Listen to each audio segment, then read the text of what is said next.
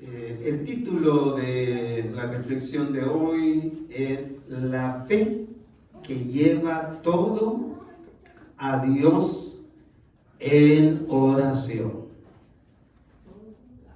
La fe que lleva todo a Dios en oración. Tema basado en el capítulo 11 de Lucas, los versículos 1 al 13. Lucas 11, del 1 al 13.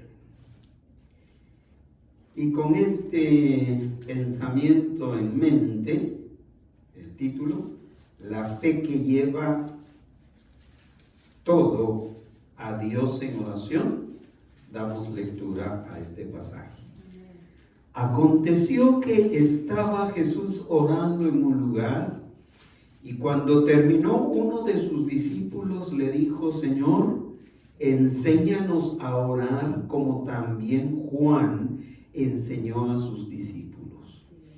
Y les digo: cuando oréis, decid: Padre nuestro que estás en los cielos, santificado sea tu nombre. Venga tu reino, hágase tu voluntad como en el cielo, así también en la tierra. El pan nuestro de cada día, dánoslo hoy, y perdona nuestros pecados, y perdónanos nuestros pecados, porque también nosotros perdonamos a todos los que nos deben. Y no nos metas en tentación, mas líbranos del mal. Les dijo también: ¿quién de vosotros que tenga un amigo va a él a medianoche y le dice: amigo, préstame 3 panes, porque un amigo mío ha venido a mí de viaje y no tengo que ponerle delante?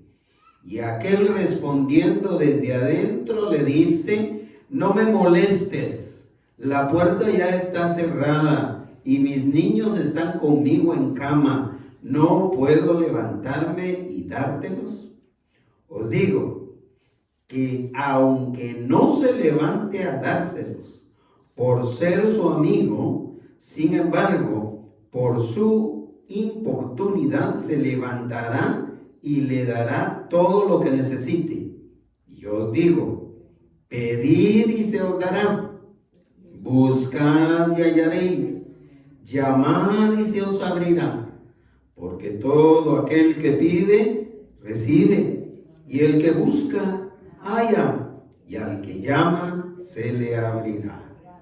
¿Qué padre de vosotros, si su hijo le pide pan, le dará una piedra? ¿O si pescado en lugar de pescado, le dará una serpiente? ¿O si le pide un huevo, le dará un escorpión?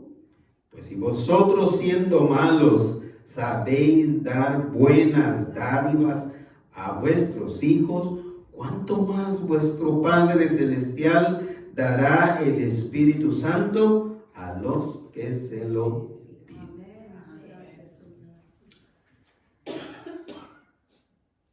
La fe que lleva todo a Dios en oración.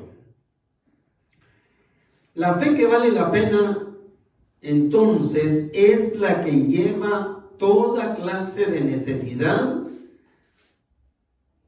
ante nuestro Dios. Y aunque la mayoría, eso es lo que se piensa en teoría, aunque la mayoría de los creyentes sabemos la importancia de la oración, la realidad es que no todos llevan una vida regular de oración. Por eso, ante esta declaración de que la mayoría de los creyentes sabemos la importancia de la oración, pero no todos llevan una vida regular de oración, necesitamos hacernos 2 preguntas. para ir ampliando este tema en nuestra mente y en nuestro corazón y poder profundizar en la fe que practicamos, la fe que vale la pena, la primera pregunta es: ¿cree que la oración es parte importante de la vida de un creyente? A lo cual todos van a responder que sí. Yo no he oído a un creyente que responda: no, la oración no es importante. Pero hay que seguir con la segunda pregunta. Si la primera pregunta, la respuesta es sí, veamos la segunda pregunta. ¿Cómo refleja esa importancia que tiene la oración su vida regular de oración? Y esta ya no puede ser una respuesta de sí o no. Esta ya tiene que ser una respuesta elaborada, con más palabras. Es decir, cómo se refleja la importancia, esa importancia que usted dice que la oración tiene para el creyente. ¿Cómo se refleja? ¿Cómo la refleja usted en su vida diaria? ¿Algunas respuestas? Elabórela. ¿Se refleja o no se refleja? Si no se refleja, entonces la respuesta a la primera pregunta tiene que ser no. Así que con esta inquietud en sus mentes, yo quiero continuar introduciendo el tema diciendo que no existe ningún misterio oculto para tener una vida de oración real y profunda. No existe ningún secreto en quien tiene una vida regular, una vida profunda de oración. Yo sé que a nosotros nos causa admiración. De hecho, a mí me ha causado admiración varias personas que yo he conocido en el trayecto de mi ministerio como pastor, que he conocido como hombres o mujeres que llevan una vida real y profunda de oración. Hermanos, hermanas que regular y rigurosamente están de rodillas a las 2, 3 de la mañana como algo parte de sus vidas. Pero déjenme decirle que con el tema de hoy, lo que quiero dejar bien en claro es que no hay nada en especial, no hay ningún misterio oculto. ¿Por qué ellos lo hacen? Pero yo no lo puedo hacer. No hay.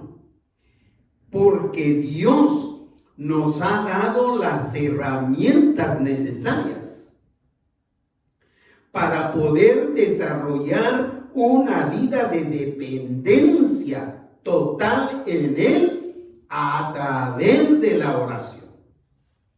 Así que reflexionemos entonces en el modelo que Jesús le dio a sus seguidores. El modelo.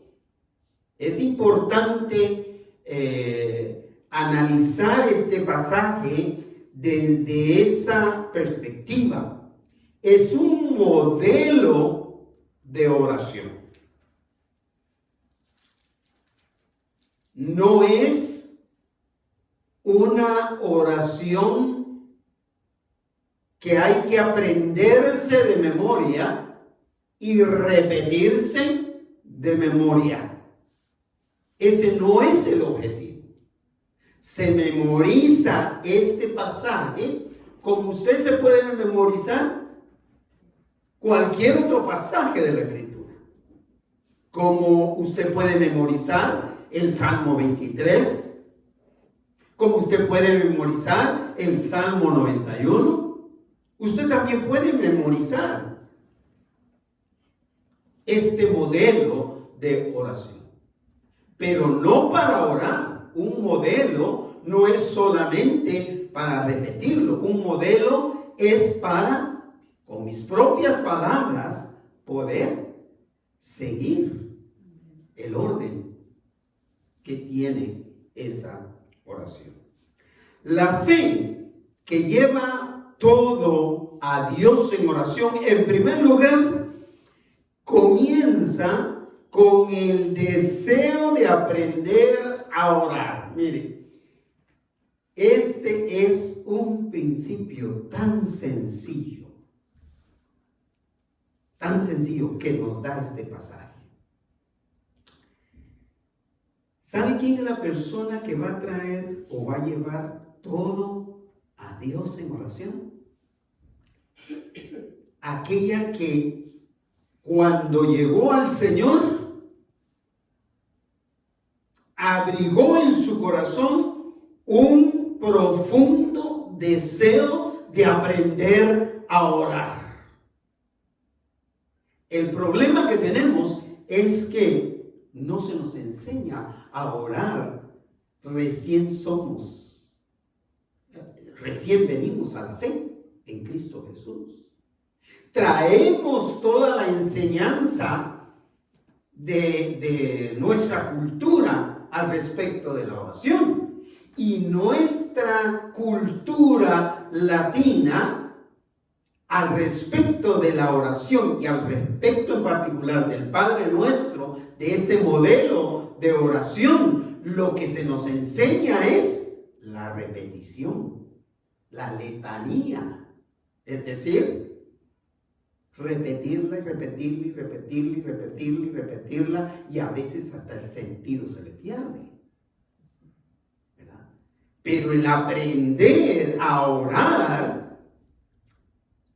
requiere diligencia, requiere entendimiento, y eso es lo que vamos a escudriñar en este momento del primer aspecto de la fe que lleva todo a Dios en oración.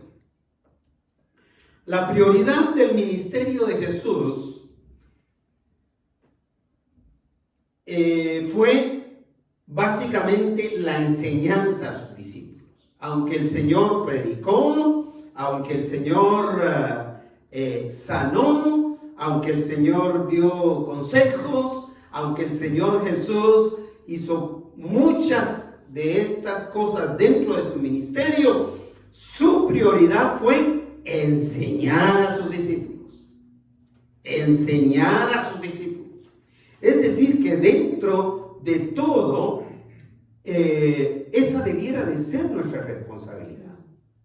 Enseñar a los nuevos creyentes y a todos, porque todos estamos constantemente aprendiendo. A esta prioridad de la enseñanza que Jesús tenía para con los discípulos, ellos como discípulos respondieron con mucho interés. Ahí sí, cuando hablamos del deseo de aprender, los discípulos se apuntaron un 100. Hay que admirar a los discípulos por el deseo que tenían de aprender. Un deseo que muchas veces no tenemos. Un deseo con el que a veces empezamos a seguir al Señor, pero luego desapareció o desaparece. Pero los discípulos mostraron ese deseo y siempre reflejaron una vida de oración. Si examinamos a cada uno de ellos, vamos a ver que ellos practicaron la oración como vieron que el Señor Jesús la practicó. Versículo 1 del capítulo 11 inicia diciéndonos: aconteció que ¿Estaba quién? Jesús. ¿Haciendo qué? Orando en un lugar. Y cuando ¿qué? Terminó, uno de sus discípulos le dijo: Señor, enséñanos a orar. Como también Juan, utiliza otra vez la misma palabra, el mismo verbo, enseñó a sus discípulos. Estaba Jesús orando. ¿Qué significa? Que era parte de su vida. El orar era parte de lo que él acostumbraba a hacer. Y estaba en un lugar apartado, porque no se venía solamente a orar cuando estaba rodeado de gente para que lo vieran orando. Era parte de esa práctica espiritual del Señor. Él estaba dando esa importancia al tiempo de oración. Y cuando él terminó, uno de los discípulos dijo: ¿qué significa? Cuando él terminó, uno de los discípulos se acercó para hablarle. ¿Qué significa eso? En ese cuadro, en esa escena, ¿qué significa? Que estaba viendo. Que estaba viendo. Y yo me lo imagino. Ahora les comparto algo. Yo estaba imaginándomelo al discípulo que llegó en el momento en el que el Señor está de rodillas y no quiso interrumpirlo, sino que se quedó ahí paradito, tal vez con los brazos cruzados, esperando, preguntándose: ¿qué hace el Señor? ¿Qué está haciendo el Señor ahora en este preciso momento? De ahí tenemos que entender que la enseñanza entonces, y en este caso particular, la enseñanza sobre la oración de Jesús, tenía como principio, la enseñanza en general, tenía como principio de parte del Señor Jesús el ejemplo. El ejemplo. Hermanos, nosotros no podemos exigirle a nuestros hijos o a cualquier otro que haga espiritualmente lo que nosotros hacemos. Exactamente. Ese es el punto. Cuando yo voy a venir a decirle a mi hijo, hay que poner esto en oración, es porque yo lo pongo en oración. Hijo, hay que doblar, o hija, hay que doblar rodillas para llegar al Señor en oración, es porque yo doblo rodillas. El Señor Jesús, con el ejemplo, estaba dando esta enseñanza tan importante. Una imagen vale mucho más que 1000 palabras. Es decir, que una enseñanza a través del ejemplo va a impactar más la vida de una persona que una enseñanza llena de teorías que se llevan horas para compartirse sobre la oración, sobre aquellos otros que oran. Yo recuerdo que en mis años más joven, como pastor, después de que nuestro hijo Juan Manuel tenía ya 2 años, por la situación en que vivíamos, mi esposa tuvo que regresar a trabajar. Y yo tomaba cuidado de él, siendo pastor, yo tomaba cuidado de Juan Manuel durante las horas de trabajo de mi esposa, para que después ella se hiciera cargo de él y yo pudiera ocuparme de la iglesia. Pero yo necesitaba incluir mi tiempo de oración. Entonces lo que yo acostumbraba era a llevármelo conmigo, porque yo lo tenía conmigo, yo estaba al cuidado de él durante la mañana, y me lo llevaba al templo y le llevaba, aparte de sus pañales y todo lo que requería para cuidarlo, le llevaba también sus carritos, sus juguetes.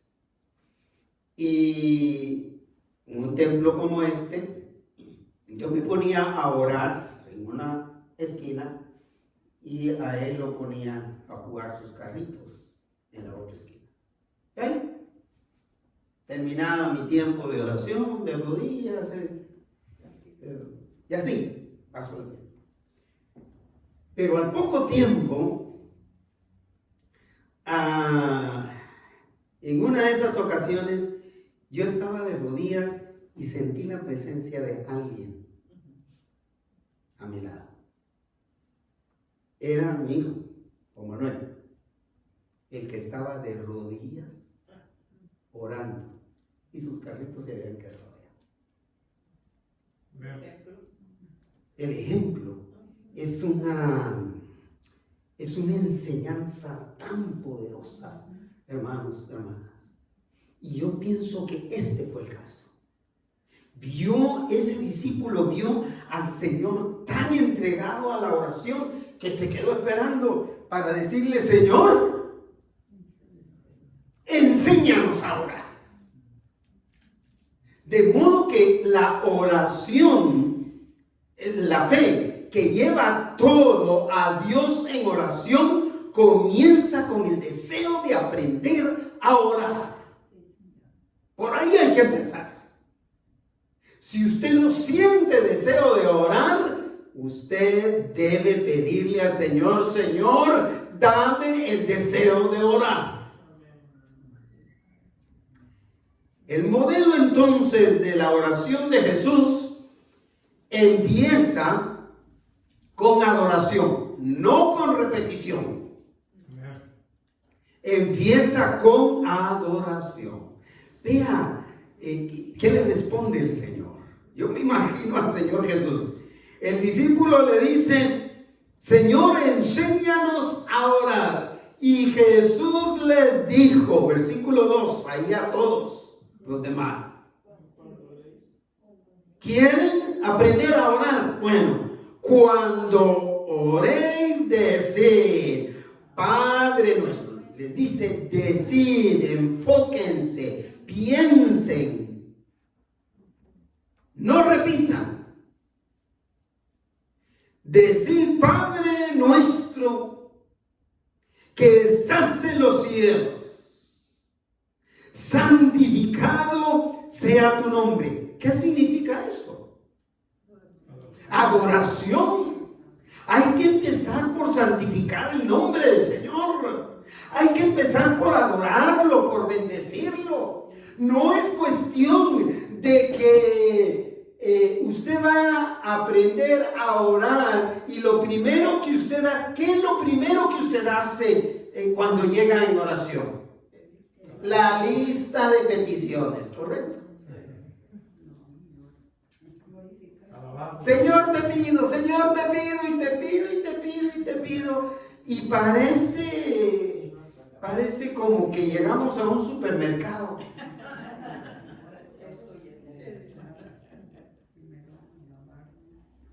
Pero el Señor les dijo: enfóquense en bendecir el nombre del Señor. Alaben, glorifíquenlo, bendíganlo con todo su corazón. Continúa el versículo 2: venga tu reino. Es decir, que tu reino tenga la prioridad en este mundo.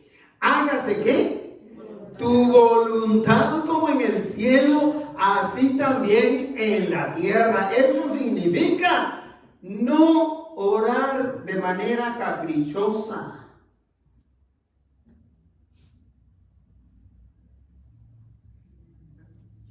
Me chocaron mi auto y me vas a, señora, a devolver otro mejor que el que me chocaron. ¿Verdad que no? Es de alabarlo porque por lo menos estamos con vida. Salimos con bien, podemos caminar, podemos hablar. Cuando me chocaron y me preguntaron, ¿estoy bien? Algunos dijeron, pero ¿por qué no dijo que le dolía aquí? Pues si no me dolía. ¿Por qué no dijo que le habían lastimado? Porque ahí hubiera podido. Es que no es ese el punto. El punto es que nosotros le glorificamos al Señor porque estamos con vida. ¿Sabe por qué le dio gracias al Señor? Porque yo no llevaba a mis nietecitos atrás. Bendije al Señor. Llevaba las sillas desocupadas. Pero ellos no iban a ir ese día conmigo. Yo glorifiqué al Señor por esa bendición. Lo mismo el que le pasó a la hermana Norma, que los niños que ella cuida no iban ese día.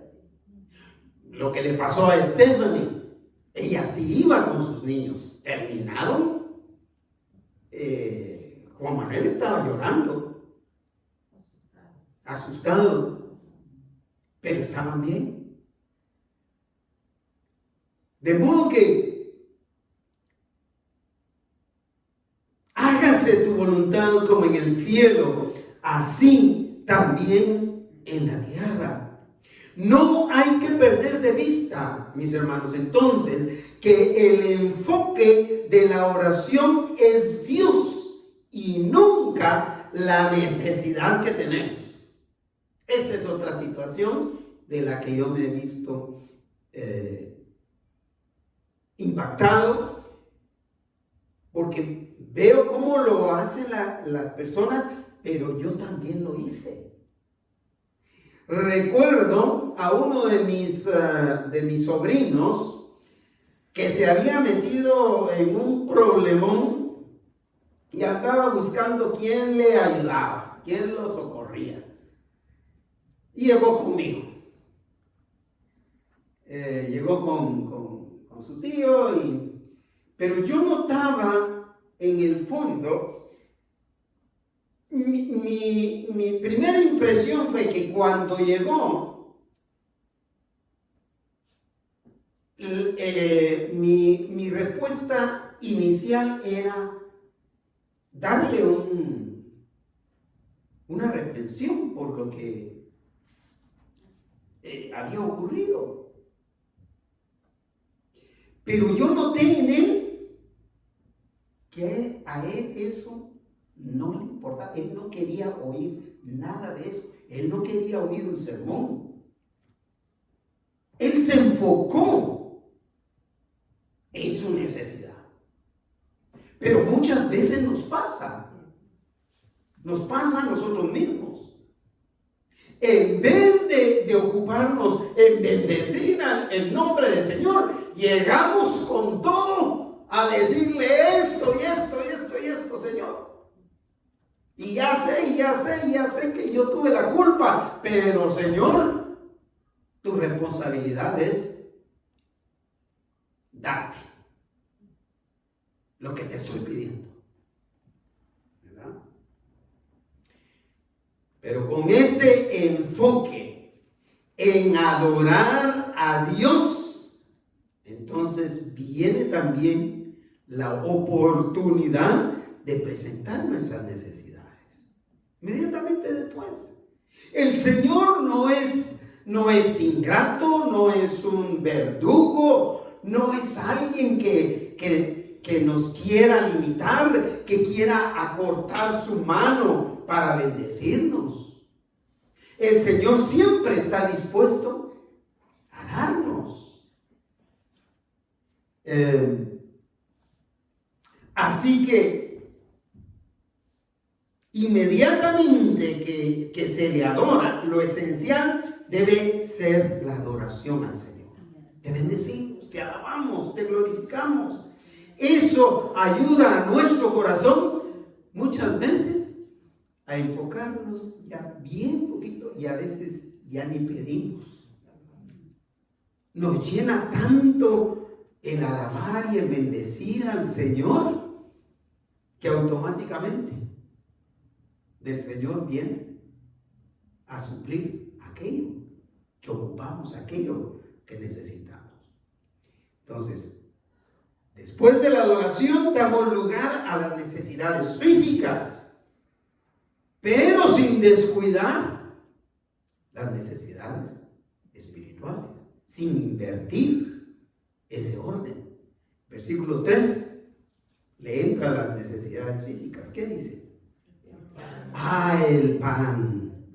El pan, el tamal, el pozole, el pan nuestro, la comida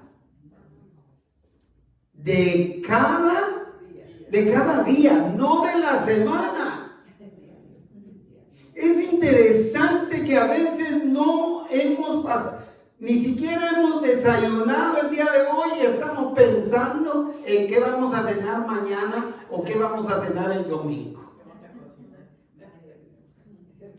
Era lo que le pasaba a mi pobre mamá en sus primeros años de creyente, pensando en quién va a ser el caldo para toda la gente que va a venir el domingo a la casa, como siempre lo acostumbrábamos.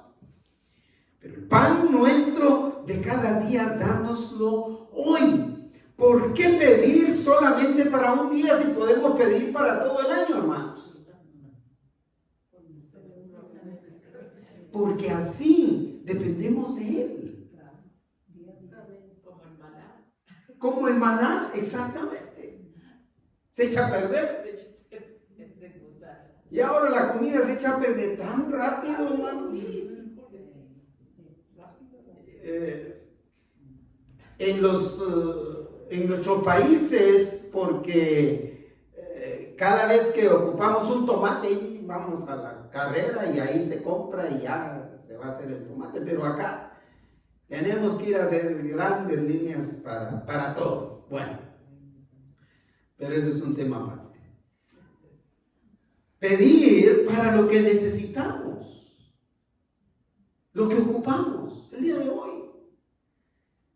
Pero luego entra el versículo 4. Una vez hemos puesto esa necesidad vital en las manos del Señor, entra el versículo 4 diciendo: perdónanos y perdónanos nuestros pecados, porque también nosotros perdonamos a todos los que nos deben.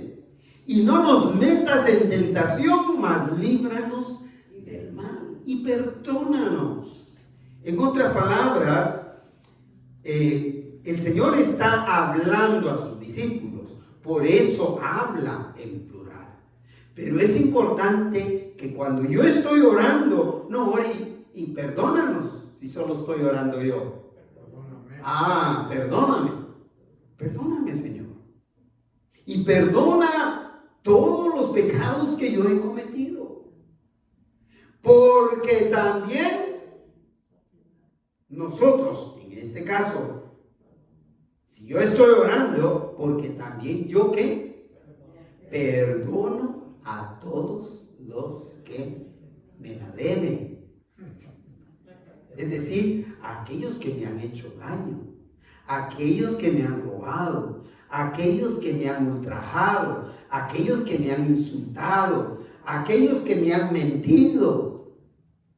Perdóname por las mentiras, así como yo perdono a los que me mienten. Perdóname cuando yo he engañado, así como yo voy a perdonar a los que me han engañado.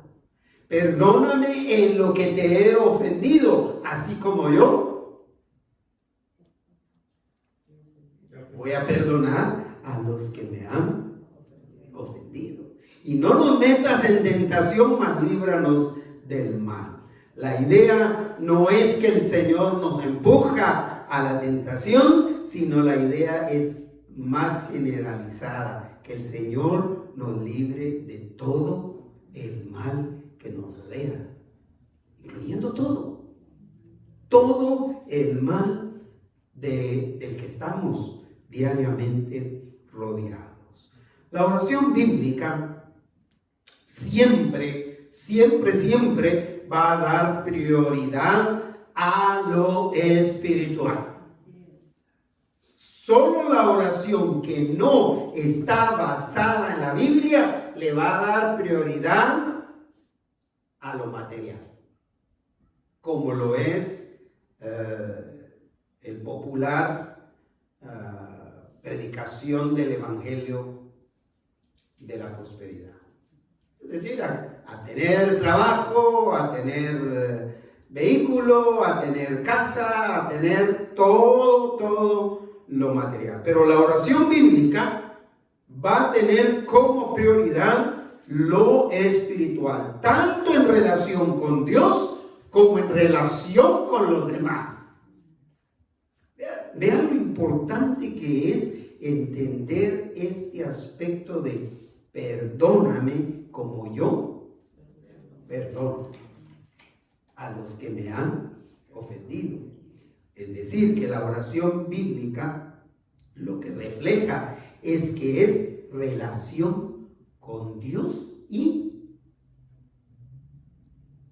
relación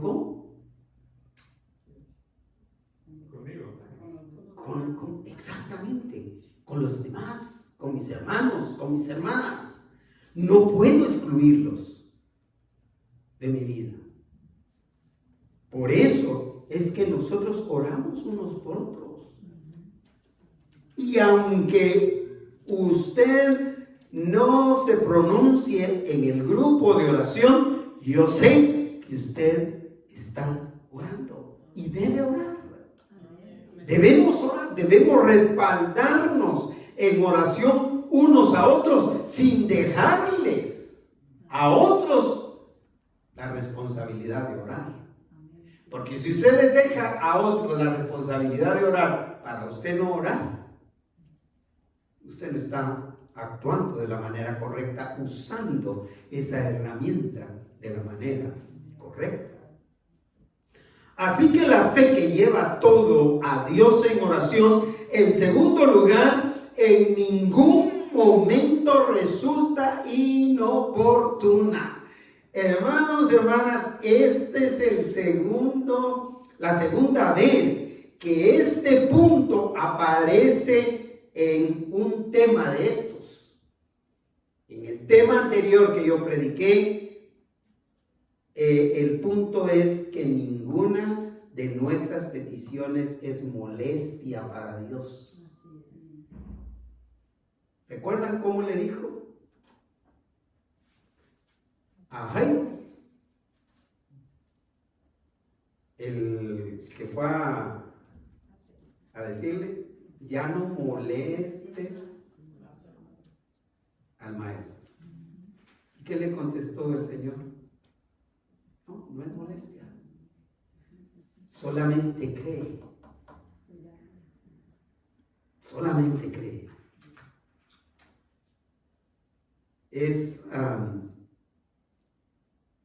Este enfoque es muy importante.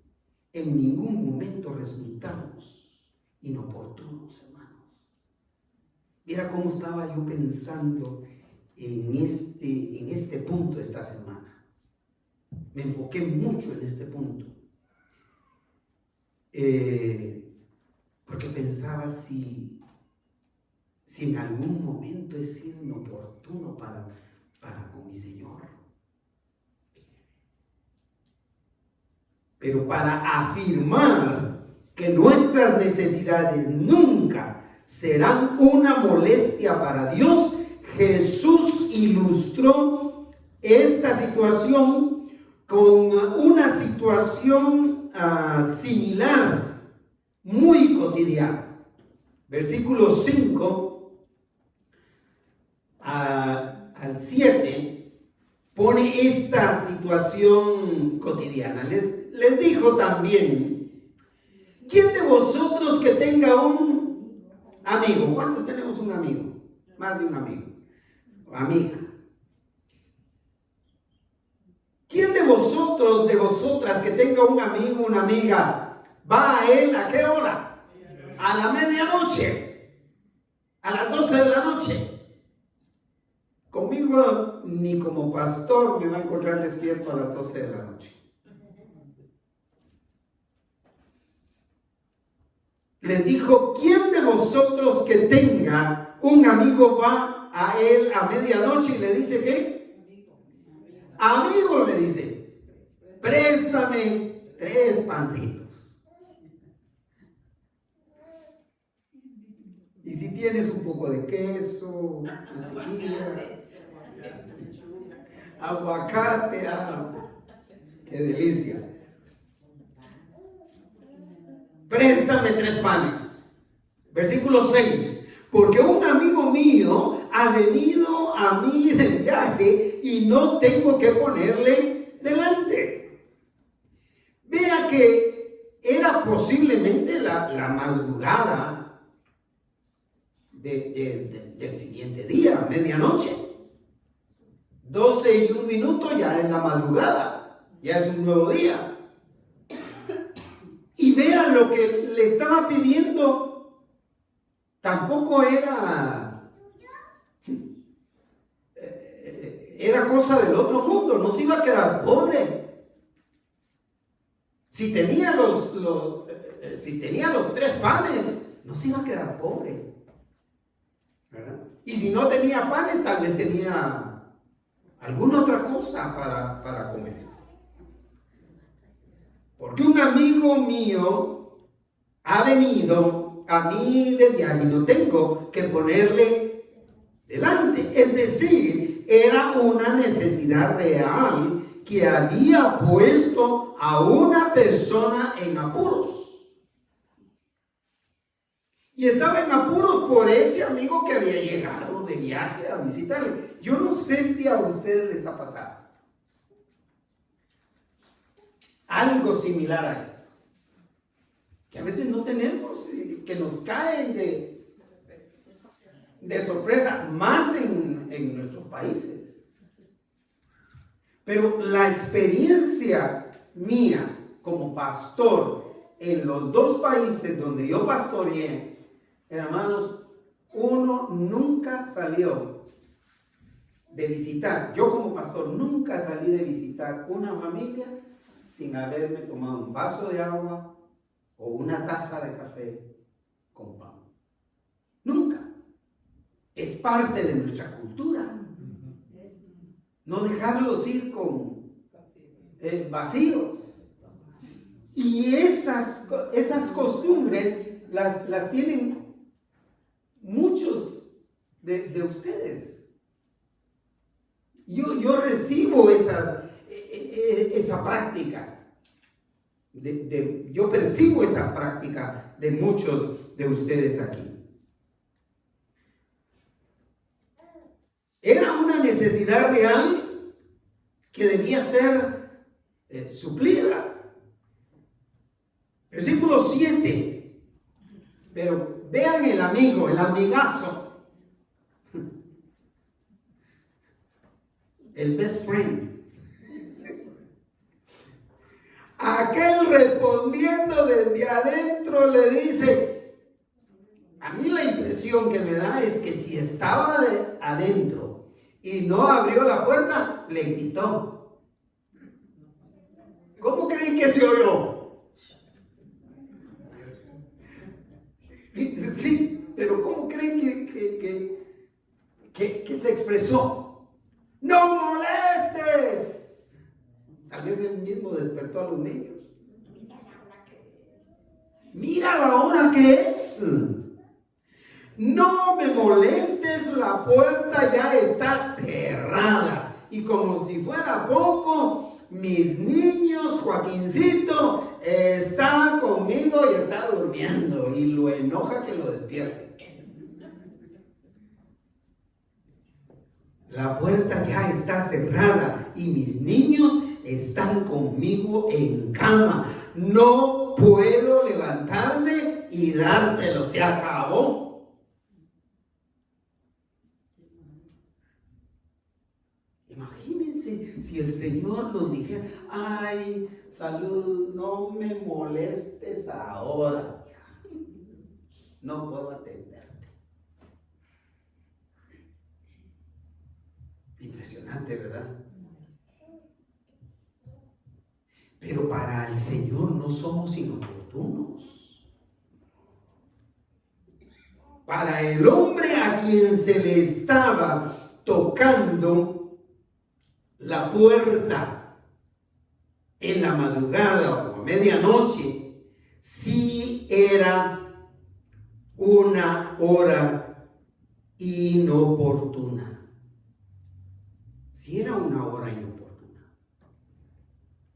Analicémoslo desde la perspectiva del hombre que está en su casa con sus niños.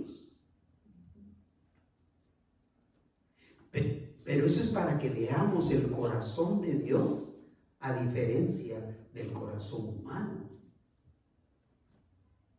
Para el hombre que está ahí encerrado con sus niños, esto sí era una molestia. Recuerdo cuando vivíamos aquí en la casa de la iglesia y mis niños estaban pequeños, es decir, estábamos recién llegados. Aquí los vecinos de acá son 2 apartamentos. El primer apartamento es el que da a la calle, la Coca. Parece que tenían lazos con el tráfico de drogas. Y atrás vivía una familia de armenios, una pareja de armenios, y con una filita de hijos, creo que eran 4 o 5 niños, y el mayor era más o menos como bonito, tenía unos 9 años tal vez, 8 o 9 años por ahí. Y pasaron balaceando, tirando, haciendo muchos tiros ahí enfrente. Y la señora se asustó, porque parece que el esposo estaba trabajando esa noche. Y salió, yo no sé por dónde salió, ella con sus niños, en la madrugada. Y vino aquí al frente a tocarnos la puerta. De madrugada, a tocarnos la puerta y a pedirnos si podíamos invitarlos a pasar. Es decir, si podíamos tenerlos aquí porque no se sentían seguros. Pero nosotros lo hicimos como creyente, como cristiano, como pastor, como padre de familia, como vecino, por testimonio. Pero yo no estuve pensando en eso, simplemente reaccioné y digo, claro, y abrí la puerta y quedaron el resto de la madrugada durmiendo en la sala de la casa. Pero pude haber dicho lo mismo que dijo este. O mi esposa. Mi esposa pudo haber dicho, no te arriesgues, que si los vienen si son ellos y a los que quisieron balacear y los vienen a balacear aquí, y nosotros aquí con nuestros niños. Pero eso es solo para que veamos la comparación con que nuestras peticiones al Señor nunca son molestia. Nunca. El propósito de Jesús en esta ilustración es resaltar la bondad, vuelvo a repetir, del corazón de Dios al darnos lo que necesitamos, a diferencia del ser humano que da para quitarse de encima la importunidad que le está causando la persona que le está pidiendo. Porque vea, El Señor lo analiza de esta manera. Vea cómo se quita de encima la molestia, pues. Versículo 8. ¿Qué dice Jesús? Os digo que aunque no se levante a dárselos por ser su amigo del alma, sin embargo, por su importunidad, es decir, por la molestia que le está ocasionando, se levantará y le dará ¿qué? Todo lo que necesite. Es decir, se va a levantar para descargarse de esa molestia, para que deje de estar molestando. Le va a dar todo lo que necesite, no los 3 panes. ¿Qué más necesitas? Llévatelo, pero ya. Ve. Es interesante, ¿no? La manera en que respondemos nosotros como seres humanos a la manera en que responde Dios a nuestras necesidades. Podemos llegar a Dios, mis hermanos, mis hermanas, en el momento que necesitemos, cualquiera que sea, con la certeza de que Él no nos considera importunos. Gloria sea a Dios. Nunca nos va a decir, no, eres un inoportuno. Mientras yo reflexionaba en este punto, específicamente, estaba pensando, y eso lo estuve pensando en una de las madrugadas que me desperté, como a las 3 de la mañana, y empecé a orar. Pero estaba pensando que yo tantas veces, a diferentes horas, que he ido al Señor en oración. A la hora que usted se despierte o que usted se ponga a orar, el oído del Señor está atento. No importa dónde, no importa lo que usted le va a pedir, no importa lo que usted le va a decir. Si a las 3 de la madrugada usted necesita interceder por algo y se despierta a esa hora, alábelo, glorifíquelo, bendígalo, muéstrele esa fe que vale la pena y luego exponga su necesidad. ¿Qué le lleva a eso? 5, 10, 15 minutos. Y viera después qué rico se duerme ya después de que uno ha descargado eso en las manos del Señor.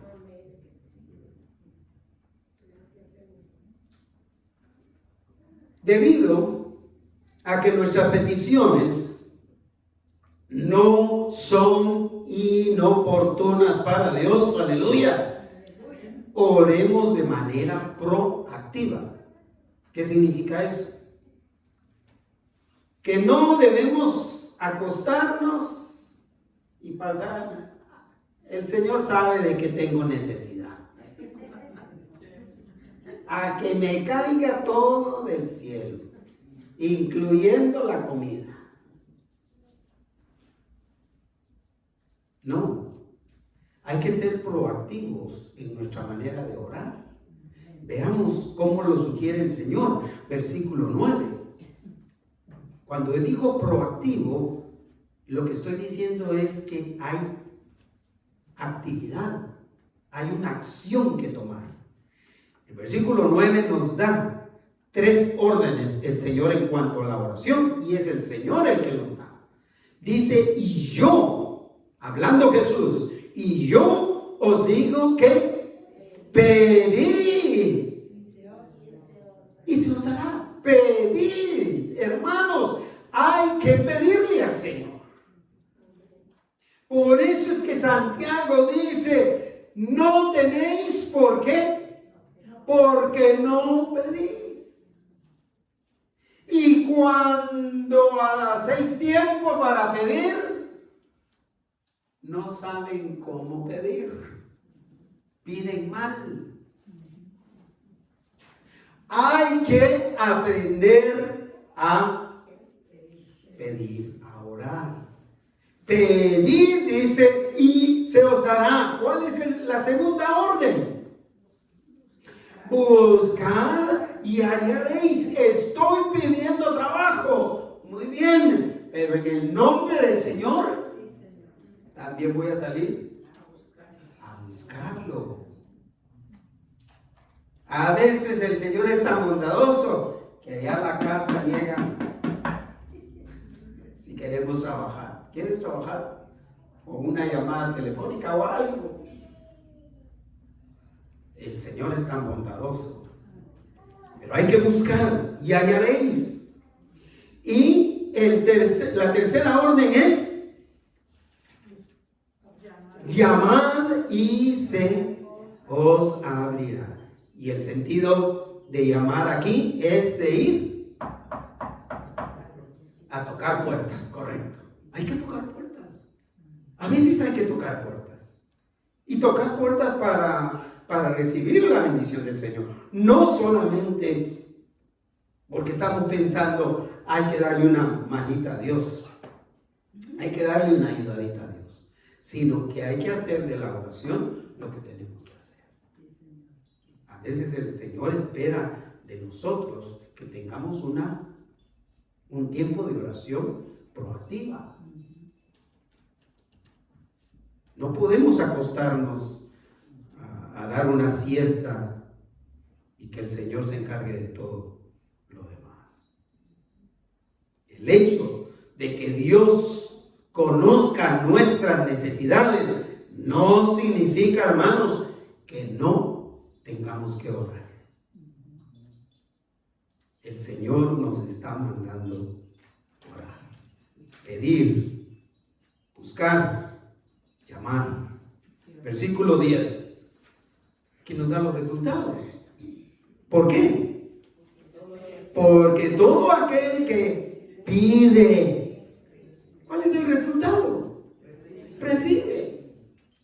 Y el que busca, halla. Hasta un dicho hay. El que busca encuentra. Que es exactamente lo que está diciendo el Señor en el versículo 10, el que busca halla, y al que llama, finalmente se le abrirá. El resultado entonces de la oración proactiva es una comunicación interpersonal entre Dios y la persona que le pide. ¿Por qué nos manda el Señor pedirle? Si Él ya conoce lo que necesitamos. Porque al pedirle a Dios, al entrar en oración con Dios, entramos en una relación en la que yo pido y Él me escucha y da de acuerdo a su voluntad. A partir de que entendí esta relación interpersonal entre el que pide y el que da, comprendí a uno de mis jefes, tal vez lo mejorcito en jefes que yo tuve cuando trabajé secularmente, porque llegaba algún momento en que solo había una engrapadora para 3 o 4 empleados y había que levantarse e ir al otro escritorio y decirle, me presta la engrapadora, y ya se la llevaba y se le olvidaba devolverla y se levantaba otro, no la tengo yo, la tiene que. Y cuando le dijimos, jefe, aquí necesitamos por lo menos 4 engrapadoras, decía, no se preocupen, saben que el pedir estrecha la relación entre ustedes. Bueno, aparte de ser tacaño, no sé qué. Pero en ese sentido, sí tenía razón. El pedir y el dar es una manera de compartir. es lo que pasa en nuestro grupo de oración. Eso es lo que pasa. Cuando la hermana, la más reciente, la hermana Berta, en el grupo de oración, ¿verdad? Esa entró el viernes, creo. Entró el viernes, yo ya tenía los boletines preparados. Pero entra la petición y yo la envío, ¿verdad? A veces a los que no tienen WhatsApp se las mando y a veces se me va la onda, pero, y disculpen, dicho sea de paso, pero usted que la recibe, ya usted está interactuando en el apoyo a esa persona. Y como digo, no necesita forzosamente responder que está orando. Simplemente va a entrar en acción. Y si usted no tiene tiempo de orar en ese momento que recibe la petición, yo sé que en el transcurso del día, en algún momento, usted va a poner tiempo a esa petición que se ha hecho. La fe que lleva todo a Dios en oración, entonces, en tercero y último lugar, espera las respuestas a sus oraciones según la voluntad de Dios. Este es otro aspecto importante de la oración que resalta el Señor Jesús ahí, que espera las respuestas a sus oraciones según la voluntad de Dios. Eso está como que la hermana Rida y la hermana Norma hubieran insistido, no, arreglo el carro y no arreglo el carro y no tengo carro y no compro carro porque la aseguranza me lo tiene que pagar, sí o sí. Hay que esperar la respuesta de acuerdo al corazón de Dios, de acuerdo a la voluntad, a la buena voluntad del Señor. Puede ser que esa es la manera en que el Señor va a proveer, o que ya proveyó, porque si somos dos y tenemos 3 vehículos, ahí tenemos un gasto extra. Podemos tener 2, pues tengámoslos, pero si no, no, está bien. Con que tengamos en qué movilizarnos. Todas las respuestas del Señor a las oraciones, entonces, vienen en contexto de su buena voluntad para con nosotros. Nada que está fuera de la voluntad del Señor va a llegar como respuesta a una petición que le hagamos. Versículo 11. Tanto al principio de esta oración como en estos versículos que siguen, el Señor resalta que Él va a responder de acuerdo a su voluntad. ¿Tenemos claro eso? Versículo 11. ¿Qué padre de vosotros, si su hijo le pide pan, le dará una piedra? Por supuesto, para comer, porque tiene hambre. Versículo 11 sigue. Si su hijo le pide pan, le dará una piedra. O si pescado, en lugar de pescado, le dará una serpiente. Versículo 12. O si le pide un huevo, le dará un escorpión. Mire, ni por equivocación. Ni por equivocación un padre de familia va a hacer esto. ¿Qué similitud hay entre un pan y una piedra? Hay. Sí, el pan se puede comer, pero vea la forma. Exactamente. Exactamente. Por eso es que el Señor convirtió piedras en pan. ¿Ah? Porque hay similitud en la forma, hay lugar a equivocarse, pero por equivocación ni siquiera uno de nosotros le va a dar una piedra a un hijo que le está pidiendo un pan. ¿Cuál es la similitud que hay entre el pescado y la serpiente? Hay una similitud. Escamas, correcto. Pero si le pide un pescado, no le va a dar una anguila frita. O una serpiente, solo porque tiene escamas. Y la similitud en el último. Y si le pide un huevo, le dará un escorpión. ¿Cuál es la similitud? La similitud es que cuando el escorpión se enrolla, parece tiene la forma como de un huevo. E incluso el color de un huevo.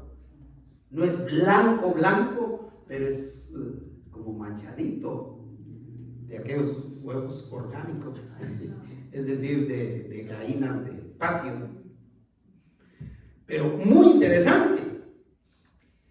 Lo que entendemos con estos versículos es que Dios no responde a nuestros caprichos.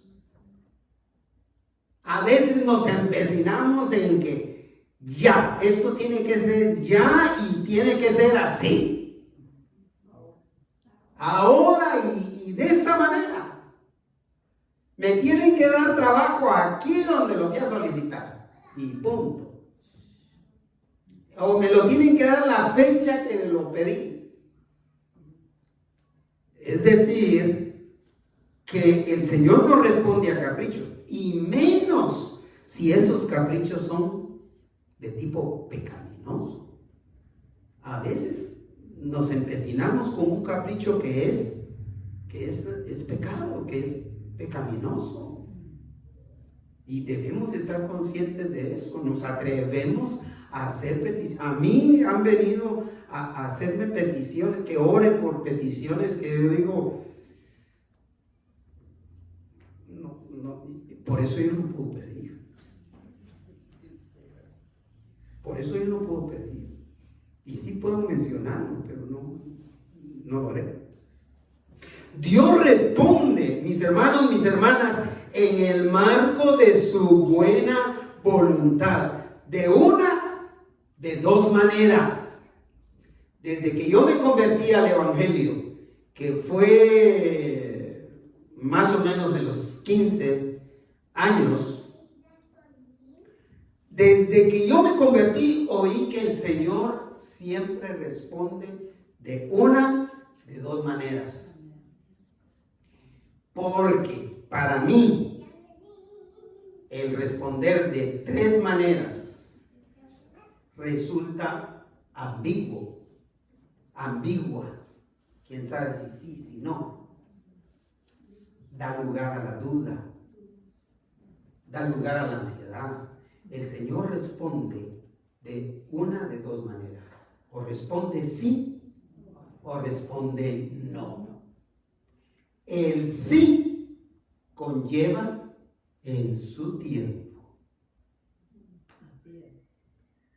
Puede ser que te responda inmediatamente. Puede ser que te responda a 1 año. Puede ser que te responda a 10 años. Puede ser que te responda y tú ya no lo mires.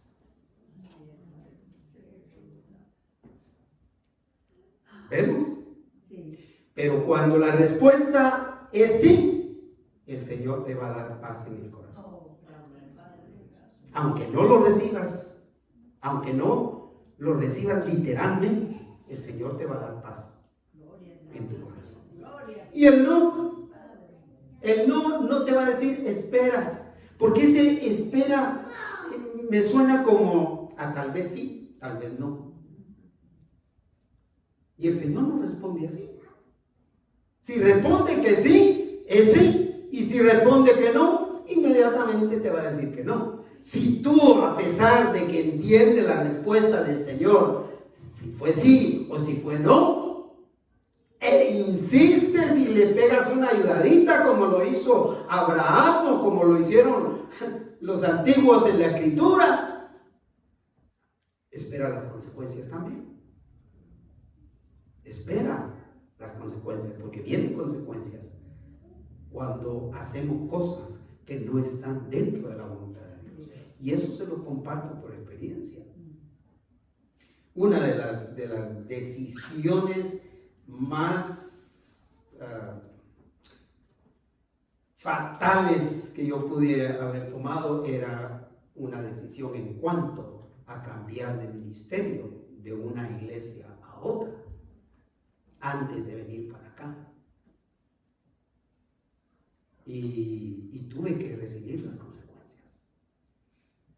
Por primera y única vez yo me quedé como 3 meses sin trabajar. A partir de ahí es que mi esposa tuvo que trabajar. Yo tuve que arrepentirme y decirle: Señor, perdóname, yo sabía que no era tu voluntad. Dame otra oportunidad. Y el Señor me la dio.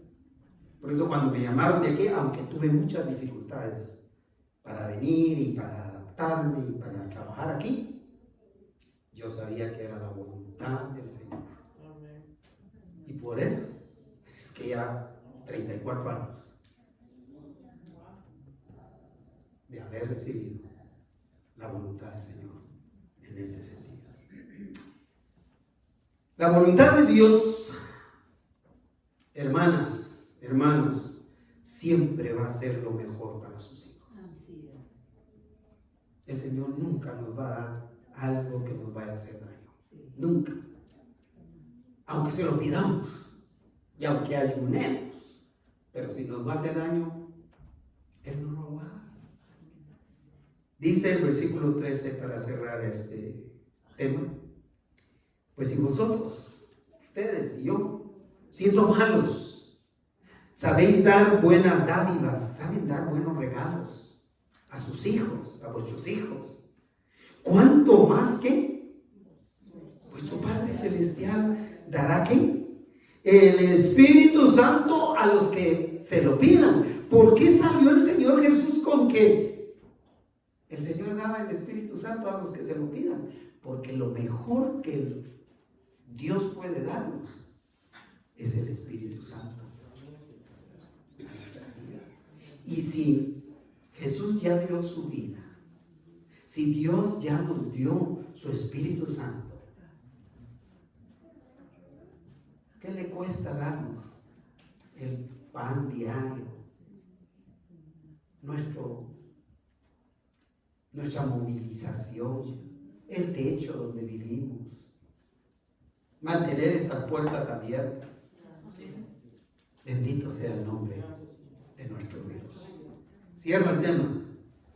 Todo hijo de Dios, toda hija de Dios, pueden estar seguros de que Él siempre nos dará lo mejor. Un amén. Amén. Por eso, la fe que vale la pena es la fe que lleva toda necesidad a Dios en oración. No nos cansemos de orar. Hermanos, yo concluyo con lo que resaltó el tema de la semana pasada. Ninguna práctica de las disciplinas espirituales reemplaza a la otra. Es decir, si usted acostumbra a orar en casa, eso no significa que no necesite venir a orar al templo. O viceversa. Si usted viene a orar y ora aquí, eso no implica que en su casa no lo haga. Porque las disciplinas espirituales no reemplazan una a la otra. Todas son necesarias.